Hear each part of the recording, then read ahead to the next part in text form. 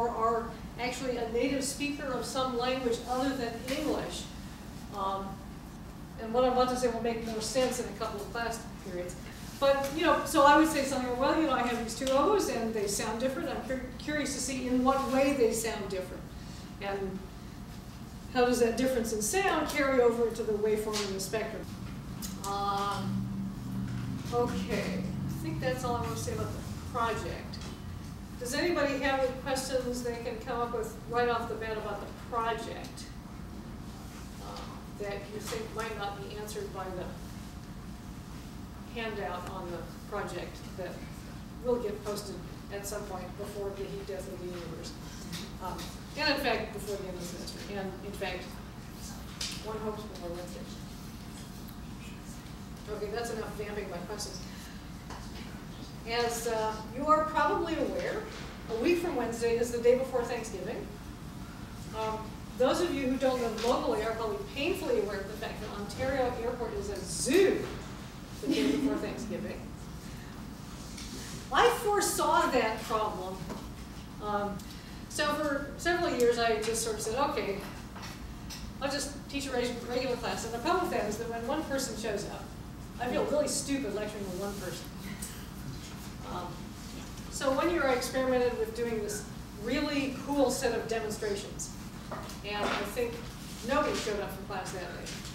Because we're going to start to look at how the other two big families of instruments, at least in Western orchestral music, and yeah, let me ask a totally loaded question. Does anybody see any relationship between the first two frequencies? Saying, okay, it looks like this frequency is about twice this frequency is not too bad. This is very approximately 1/2 times 130. So yeah, and so I mean, to look at the displacement of the air molecules, I have to set this up in the transparent tube, and I have to pour sawdust in the tube. And it's probably pretty clear that I don't really have the sawdust distributed in any really uniform way, so that this is a great demonstration, and the sawdust is only a proxy for the air molecules anyway. But pressure we can measure with a microphone, and that's easy. The string isn't much of an obstacle to the free motion of the end of the spring that's tied to it. So I can make, yeah, before my arm falls off. And in fact, I will hand these around because there's an argument I want to make about the oboe.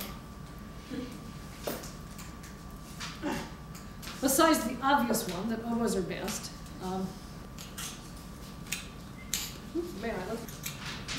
That one's okay. I'll put a reed in the end of the oboe so that you can tell them apart.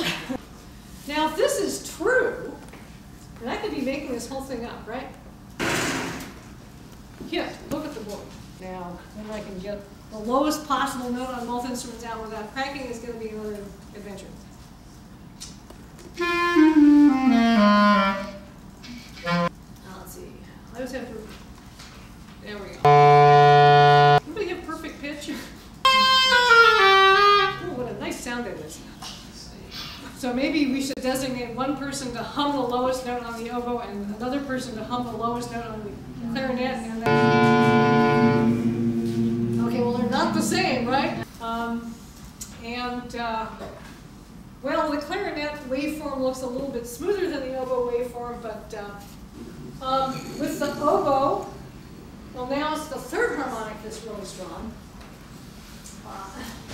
And the details of exactly which harmonics are strong and which harmonics are weak. Okay, I think I will stop here. We'll look a little bit more at this next time because now, as you have probably guessed, I can talk about the oboe for a long time, and I'm trying to restrain myself. But I should say a little bit at least about brass. And so I'll finish up with wind instruments on Wednesday, and then we'll go on to the human books.